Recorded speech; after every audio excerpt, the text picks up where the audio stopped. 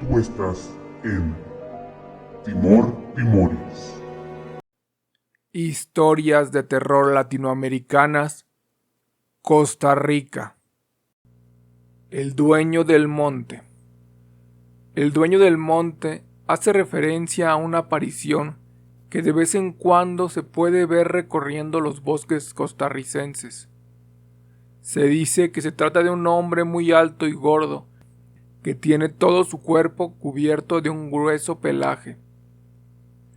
Mientras vivió, aquel hombre se dedicaba a la caza, pero no de manera deportiva ni para sobrevivir, sino solo por el placer de ver cómo los animales morían.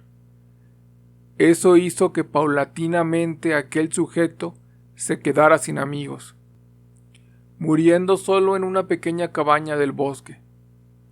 Cuando tuvo que entregarle cuentas a Dios, éste le dijo que lo enviaría al infierno, ya que se encontraba sumamente enfadado por la manera en la que había matado a cientos de criaturas indefensas. El hombre le suplicó al Creador que por piedad le diera una oportunidad para remediar todo lo malo que había hecho. Fue entonces que Dios lo transformó en el dueño del monte, una criatura muy semejante a un gorila que tiene la misión de proteger a los animales indefensos. La monja del vaso. La monja del vaso es el fantasma de una religiosa que supuestamente continúa apareciéndose hasta la fecha en el Hospital San Juan de Dios, uno de los más viejos de todo Costa Rica, y que se ubica en la capital del país. Para quienes no lo sepan, en el pasado ese nosocomio era atendido por monjas pertenecientes a la Orden de las Hermanas de la Caridad. Todas ellas se vestían de blanco y en la cabeza llevaban un sombrero muy similar a lo que sería un barco de papel. Una de esas monjas estaba muy cansada. Era muy tarde y casi no había dormido, debido a que había tenido que atender a muchísimos enfermos. De pronto, un moribundo gritó con las pocas fuerzas que le quedaban: «Por favor, me estoy muriendo. Regálenme un poco de agua, tengo mucha sed». Los lamentos llegaron a oídos de la religiosa, quien ni siquiera se levantó de su asiento, pues pensó que otra de sus compañeras atendería esa petición. Lo malo fue que, al día siguiente, se enteró de que el pobre sujeto falleció con la boca seca. A partir de ese momento, sin importar el cansancio que tuviera, la monja recorría todos los pasillos del hospital llevando un vaso de agua en caso de que alguno de los enfermos lo necesitara. Luego de que ella murió, la gente que continuó trabajando en el hospital dice que por las noches se pueden escuchar pasos y que si prestas atención tendrás la oportunidad de ver a la religiosa cargando el vaso de agua en la mano derecha. Si te gusta nuestro contenido, no olvides dar like, suscribirte y compartirlo. La carreta sin bueyes. Cuenta la leyenda que una bruja vivía en un caserío del antiguo San José, pueblo de carretas y gente sencilla y creyencera. La bruja estaba enamorada del más gallardo de los muchachos del pueblo.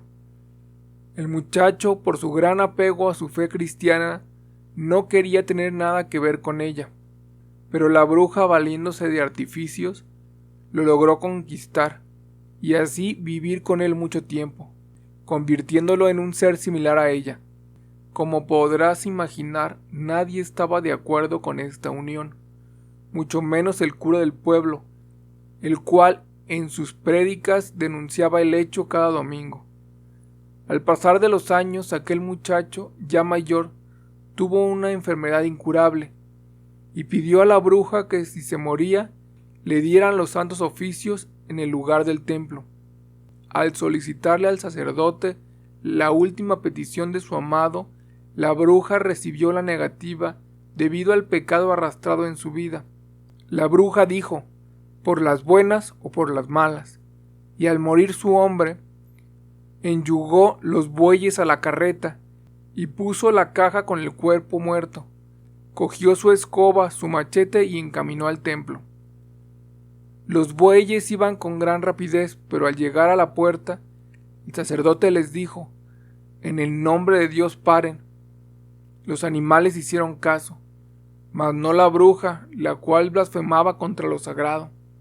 El sacerdote perdonó a los bueyes por haber hecho caso, y la bruja, la carreta y el muerto todavía vagan por el mundo, y algunas noches se oyen las ruedas de la carreta pasando por las calles de los pueblos, arrastrada por la mano peluda del mismísimo diablo. La piedra de Aserrí. Era otra época, eran otros tiempos, y el pintoresco poblado de Aserrí estaba gobernado por un español ilustre y bien parecido. Pérez Colma era su nombre, y muchas las miradas femeninas que seguían sus pasos, y muchos los corazones que suspiraban por el apuesto hombre. Entre ellas sobresalían los ojos negros de una mujer misteriosa, Zárate. Baja y gorda era esta señora, cuyos grandes ojos tenían una mirada fiera y maliciosa. Al hablar movía mucho las cejas y salpicaba su conversación de estridentes carcajadas. Acostumbraba a peinar su oscurísimo cabello entre dos trenzas, y su andar era cadencioso. Zárate era muy dueña de sí misma. Acostumbraba a imponer a todo el mundo sus caprichos y también solía curar sus enfermedades. Y es que ella era una bruja. Cuando acudían a ella gentes con casos tristes, les obsequiaba frutas. Luego la gente al llegar a sus casas descubrían que éstas se habían convertido en piedras preciosas y monedas de oro. Así era la mujer que se había enamorado de Pérez Colma, pero el orgulloso español la despreció, y ella juró vengar a aquel desaire. Días después, la aldea amaneció convertida en una enorme piedra, los habitantes en animales de la montaña y el apuesto gobernador en un pavo real. Pero como el tiempo no pasa en balde, con el correr de los años, nuevos pobladores llegaron a esos lares y levantaron sus casas, sin sospechar que dentro de aquella piedra vivía la Zárate, con la esplendidez de una sultana de cuento oriental. Por las noches, ella abría la piedra y daba albergue a todos los animales, inclusive al hermoso pavo real, a quien llevaba sujeto de una de sus patas por una cadena de oro. Pero aquel tiempo había pasado. Todavía había gente que sabía del poder de la bruja, y acudía a ella en busca de remedios a sus males. Cierto día, un hombre llamado Diógenes Olmedo fue a visitar a la famosa hechicera. Su corazón estaba atribulado. Hacía 2 años su esposa y unas amigas habían desaparecido. Aquello destrozaba su corazón y el de sus hijos. El pobre hombre caminó 6 horas hasta que por la noche llegó al poblado. Al divisar la piedra se acercó a ella, y luego de rodearla varias veces en busca de la misteriosa mujer, ya cansado, resolvió recostarse un rato con la mole mientras esperaba.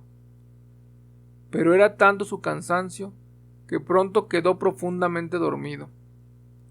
Horas después, entre sueños, él sintió que era despertado por un suave batir de alas. Al mirar hacia el árbol cercano, pudo ver cómo unas palomas blancas se posaban en sus ramas, y al mirarlo con una voz humana le dijeron: «Si quieres hablar con la encantadora Zárate, da 3 golpes a la piedra y di los siguientes versos. Busco en vano mi ideal, años caminando y siempre en pie. Linda Zárate, escucha y ábreme por el amor del pavo real». Y después de referirle esta confidencia, levantaron vuelo. Era casi la medianoche cuando el hombre despertó y se decidió a seguir las indicaciones recibidas en su sueño. Dio 3 toques a la mole y recitó los versos. Entonces, en ese mismo instante, la piedra se iluminó y parecía abrirse. Más parecía un poblado, con sus casas y calles. Entonces oyó abrir y cerrar puertas, escuchó ladridos, voces y risas. y la luz que emanaba del lugar parecía haber convertido la noche en día. Diógenes se restregó los ojos. ¿Estaría soñando? Pero sus dudas se desvanecieron ante la presencia de una mujer bajita, vestida de negro con un chal oscuro sobre sus hombros, quien avanzaba hacia él con un pavo real sujeto con una cadena de oro. La Zárate se dirigió a él con mucha amabilidad. ¿Qué deseas de mí, buen hombre? Diógenes se armó de valor para contar a la misteriosa señora todas sus atribulaciones, cómo había desaparecido su mujer, su soledad, sus hijos enfermos, la falta de trabajo y comida. Fue hace 2 años, señora, que ella y sus amigas salieron de paseo. Eran 12 con mi mujer. Ellas fueron a bañarse al río y de pronto el misterio. Desaparecieron para nunca más volver, ni sus cuerpos encontramos. Se llamaba Lupita de Olmedo, le contó en medio de sollozos. Entonces ella se quedó pensativa, como recordando algo y como hablando para sí misma dijo: «Hace 2 años que la perdiste». «Sí, 2 años, pero ella y sus amigas no murieron». «Ah, ya sé cuál es». Zárate hizo una seña al hombre para que la siguiera, mientras le comentaba: «Estoy conmovida por tu sufrimiento, y como me pediste ayuda en nombre de mi ave favorita, te voy a dar lo que necesitas». Caminaron por la montaña, la cual lucía preciosa. Corría una suave brisa y estaba llena de luz, como si fuera de día. La Zárate soltó la cadena del pavo real, quien sacudió sus alas y mostró orgulloso toda su belleza.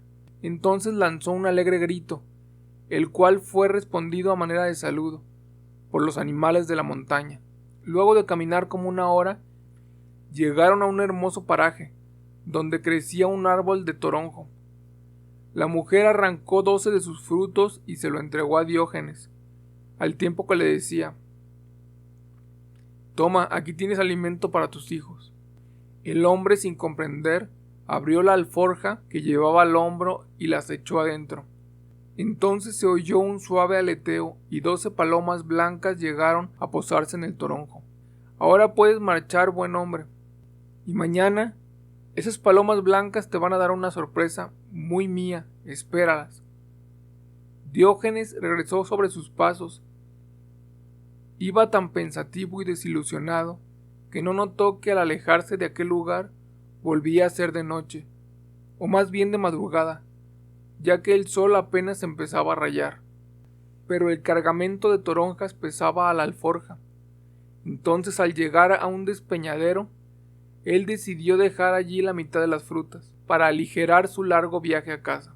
Ya había avanzado el día cuando sus hijos lo divisaron acercándose a la casa. Corrieron a su encuentro, preguntándole qué les había mandado la señora Zárate. Diógenes, fingiendo alegría, les dio las frutas, diciendo que ella se las había enviado para que jugaran, y que al día siguiente recibirían la visita de 12 palomas blancas, muy lindas, que vendrían a jugar con ellos. Los chicos casi no pudieron dormir esperando que amaneciera, para ver a las palomas que, según Zárate, les traerían una sorpresa. Y muy temprano en la mañana, con asombro todos descubrieron que las toronjas traídas por su padre ya no eran simples frutas, sino unas bolas de oro macizo. No habían salido de su asombro cuando escucharon el ladrido de los perros, el galope de caballos y voces de mujeres. Todos corrieron a la puerta y ¡qué sorpresa! Regresaban las 12 paseantes que una mañana fueron a la montaña y no regresaron. Lupita venía de primera, desesperada por abrazar a sus hijos y a su marido. Fue un encuentro lleno de felicidad. Más tarde las mujeres les contaron que la Zárate, al verlas bañándose en el río, tuvo la ocurrencia de convertirlas en palomas blancas para su corte de honor. ¿Y el pavo real? Bueno, el orgulloso de Pérez Colma le tienen prometido que en cuanto acepten convertirse en su esposo, lo devolverá a su forma humana, pero el español dice que prefiere ser pavo real prisionero que casarse con semejante mujer.